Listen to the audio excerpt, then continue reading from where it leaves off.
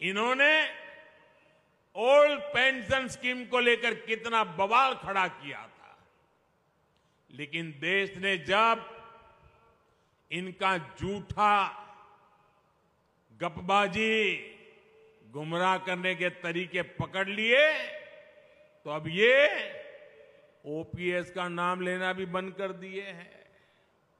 वहीं दूसरी तरफ भाजपा है, कर्मचारियों की हितैषी भाजपा सरकार नई पेंशन स्कीम लेकर आई।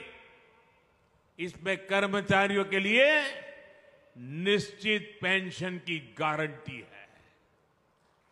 इस नई पेंशन स्कीम का देश भर के कर्मचारियों में व्यापक स्वागत हुआ है।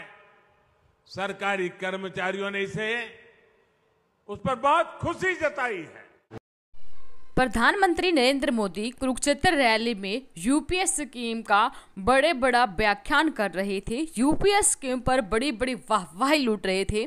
कल हमने आपको वीडियो के माध्यम से बताया था कि प्रधानमंत्री मोदी के इस भाषण पर हमारे जो प्रदेश अध्यक्ष हैं पीबीएसएस के विजेंद्र धारीवाल जी, उन्होंने मोदी सरकार, पीएम मोदी को क्या कहा। उसके बाद हमारे विजय कुमार बंधु जी हैं जो एनएमओपीएस के अध्यक्ष हैं, उन्होंने यहाँ पर अपनी प्रतिक्रिया दी है। एक बार ये वीडियो आप ध्यान से सुने। जो एक भी आदमी कहने तैयार नहीं अच्छी है। प्रधानमंत्री जी की या तो सूचना गलत भेजी जा रही है या प्रधानमंत्री जी पूरे देश के सामने एक प्रकार से इस विषय पर झूठ बोल रहे हैं, जिसका मैं प्रतिवाद करता हूं और माननीय प्रधानमंत्री से निवेदन करना चाहूंगा कि आप एनपीएस ओपीएस के उलझन में उलझाइए नहीं देश के बुद्धिजीवी पढ़े लिखे को। आप पुरानी पेंशन बहाल करें, अन्यथा हरियाणा जहां बोल के आए हैं वहां वोट फॉर ओपीएस का हमारा अभियान है और आगे बढ़ेगा और आगे चलेगा। ओपीएस, एनपीएस और यूपीएस को लेकर नाम को लेके ही सालों साल आपका सरकार से मतभेद रहा है। सरकार ने साफ मना कर दिया था कि भाई हम ओपीएस, एनपीएस और जो नई इन्होंने दिया है हम इन नामों से अलग नाम रखेंगे। फिर आपका समझौता क्यों? देखिए, पहली बात तो एनएमओपीएस का कोई समझौता नहीं, हमारा समझौता हूबहू पुरानी पेंशन पे है। अब जिस सरकार पिछले 20 साल से एनपीएस को खूबसूरत बता रही थी, एनपीएस की बड़ाई कर रही थी, अचानक इसका मतलब एनपीएस खराब हुई आज की सरकार दृष्टिकोण में। आप गड़बड़ थी तभी तो आपने यूपीएस लाया। इसका मतलब जो मैं पिछले 20 सालों से हम लोग कह रहे थे वो बात सच निकली और आपने एक नया झुंझुना दे दिया। और मैं बड़ी जिम्मेदारी से कहना चाहता हूं, एनपीएस से भी ज्यादा खतरनाक यूपीएस है। ये घोटाला था, वो महा घोटाला होगा। ये अगर खराब थी वो बहुत खराब हो गई। और आपको जानकारी हुई बताते हुए कि मेरा 10%, किसी कर्मचारी का पूरे जीवन का 10% पैसा आप रख ले रहे हो। किसके नाम पर? कि आपको लास्ट वेतन के औसत का, बेसिक का 50% देंगे। ये पूरा सरासर एक आम आदमी का जो व्यक्ति कर्मचारी आता है, किसान का, मजदूर का बेटा यहाँ नौकरियों में आता है, उसके साथ सरासर अन्याय है। और हमारा 10% पैसा रख करके आप उद्योगपतियों देना चाहते हैं। आपने 14% देते थे, आपने कहा हम 18.5% दे दिए। ये सवाल आता है, 18.5% यानी कि 4.5% आपने बढ़ाया। किसका? आम जनता के टैक्स के पैसे को आप काट करके हमारे नाम पर उद्योगपतियों को दे रहे हैं। हमें वो नहीं वापस होना है। आप 18 कर दो, 20 कर दो, 25 कर दो, जो हमें मिलना ही नहीं है तो हमें क्या पता।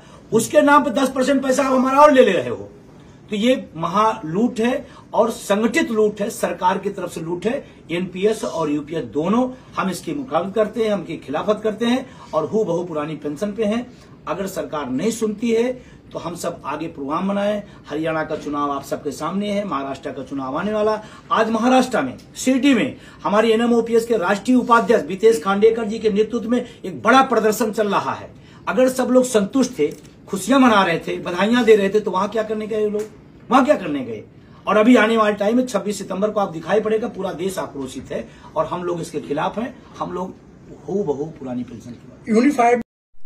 तो दोस्तों, विजय कुमार बंधु जी सही कह रहे हैं। पता नहीं प्रधानमंत्री मोदी तक उनकी बात पहुंचती है या फिर नहीं, या फिर उनको इस बात से कोई फर्क नहीं पड़ता कि एनपीएस यूपीएस से देश भर के कर्मचारी नाराज हैं। उनको सिर्फ और सिर्फ ओपीएस चाहिए। लेकिन भारत सरकार, मोदी सरकार की जो प्रतिक्रिया है वो दर्शाती है कि जो हमारे देश भर के कर्मचारी हैं, पेंशन धारक हैं, उनकी नाराजगी से उनको कोई लेना देना नहीं है। उनको सिर्फ और सिर्फ वोट बैंक साधना है। और यही कारण है कि आज यूपीएस को चुनावी मुद्दा बनाकर भारत सरकार वाहवाही लूट रही है। हरियाणा विधानसभा चुनाव में पुरानी पेंशन बहाली भी एक महत्वपूर्ण मुद्दा बन गई है। कर्मचारी वर्ग की ओर से उठाए जा रहे इस मुद्दे को न केवल कर्मचारी बल्कि उनके पारिवारिक सदस्य हाथों हाथ ले रहे हैं। चुनाव के दौरान हुए एक सर्वे में स्पष्ट तौर पर सामने आया कि ओल्ड पेंशन स्कीम इस बार बड़ा चुनावी मुद्दा रहेगी। हरियाणा के लोगों से जब पूछा गया कि कौन कौन से मुद्दे चुनाव में प्रभावी रहेंगे तो 11% लोगों का जवाब था पुरानी पेंशन का मुद्दा चुनाव को जबरदस्त तरीके से प्रभावित कर रहा है। इस सर्वे में 25% ने माना कि सीएम का चेहरा जो है वो महत्वपूर्ण चुनावी मुद्दा रहेगा। जहां भाजपा ने ओबीसी वर्ग से जुड़े नायब सिंह सैनी के हाथ में चुनाव की कमान दे रखी है, तो वहीं भावी मुख्यमंत्री के तौर पर प्रोजेक्ट किया जा रहा है। वहीं कांग्रेस की ओर से पूर्व मुख्यमंत्री भूपेंद्र सिंह हुड्डा ही चेहरा सबसे आगे दिखाई दे रहे हैं। हालांकि कांग्रेस पार्टी ने फिलहाल चुनाव से पहले किसी के नाम का चुनाव में उतारने की आधिकारिक घोषणा नहीं की है। लेकिन प्रधानमंत्री मोदी जो कुरुक्षेत्र में बड़े बड़े व्याख्यान कर रहे हैं, अपनी पार्टी का प्रचार कर रहे हैं, उसमें वो यूपीएस पर वाहवाही लूटने का काम कर रहे हैं। लेकिन यहाँ पर ओपीएस के सिवाय कर्मचारियों को दूसरा कुछ मंजूर नहीं है।